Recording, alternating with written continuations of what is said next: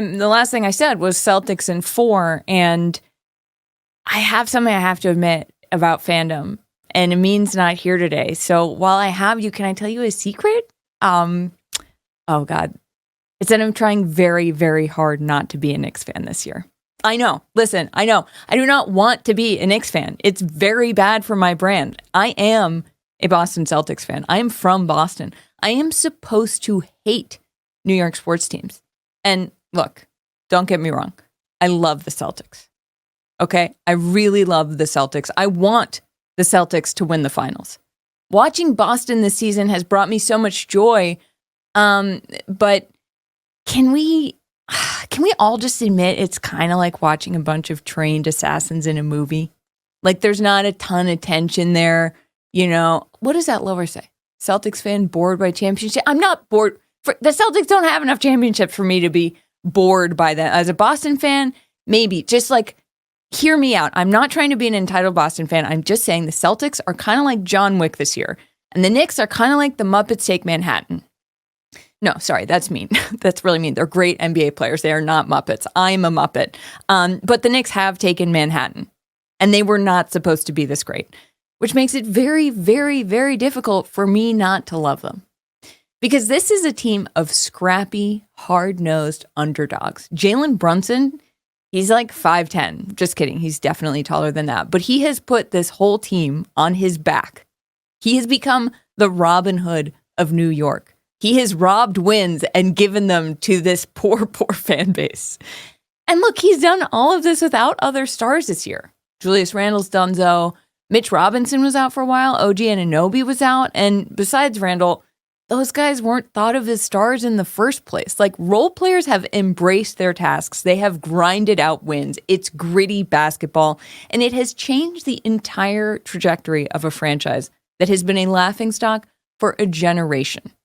Also, Jalen Brunson, Dante DiVincenzo, Josh Hart all went to college together. They won championships together in college. Brunson and DiVincenzo were roommates. How can you not love that? Also, like, if I made a living doing what I did in college, I would be a professional person who has to go see the dean of students again because she got caught drinking on a roof, you dumbass. Like, what these guys are doing is very impressive. It is so wild. Also, Brunson's dad is a coach for the Knicks. Like, that's adorable. It's also cute. Brunson and Hart have a podcast together. They're fun and charming. And they love Coach Thibodeau, who, like, a lot of players haven't loved. But this team, these Knicks, they're like, no, Tom, we want to play 57 minutes every game, especially when we're hurt. And then we've got all these old guys, all these guys who used to be on the Knicks, who didn't even play at the same time, but they all showed up courtside to lose their minds like they were fans in the 400 section. John Starks was there. He was wearing a quarter zip. Looked like a dad who works in finance and wouldn't miss his son's AAU tournament for the world. Melo's there. Spreewell's there. It's like a class reunion of all the classes. Knicks fans, you guys are in a sweet spot right now. I really believe that there is nothing more romantic than being a sports fan when your team is good after totally sucking for so long. It's miraculous. What does that lower third say? Entitled Celtics fan condescends to Knicks fan. I'm not Jesus, I thought we were all on the same team here, everybody. Listen, but it is miraculous. It feels like you've entered another realm of the world, like an alternate timeline where all those years where you were like, God, I wish we were good. This is the world where you're good. And trust me, I know, because I'm about to drop a Red Sox reference. I'm going to have to enter the witness protection program in New York and Boston by the time this monologue is done. But the Red Sox breaking the curse in 2004 was the best sports moment of my life.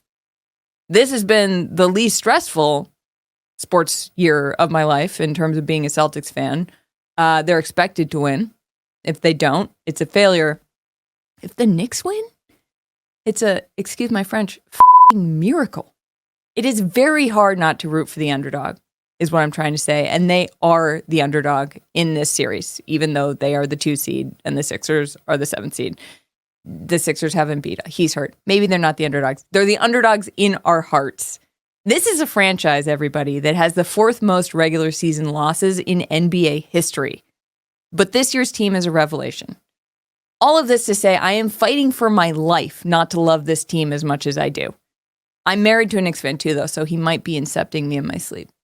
I didn't think of that. There's actually no way of knowing. But I do live here. I do love it here. Boston will always be where I'm from, but New York is now home. Also, I pay taxes here. Do you know how much money the city takes out of my paycheck? Like, I might as well enjoy it. Or maybe I'm falling in love with this team because I spent too much time with Knicks fans before game 2 of round 1. This town, it became clear, would do anything for its team. And I mean anything. Take a look. Excuse me. We are doing a piece on how much New York loves Jalen Brunson. Can we ask you? MVP! MVP! MVP! MVP! How do you feel about Jalen Brunson? I love it. Godsend. It's a godsend. Would you give Jalen Brunson $20?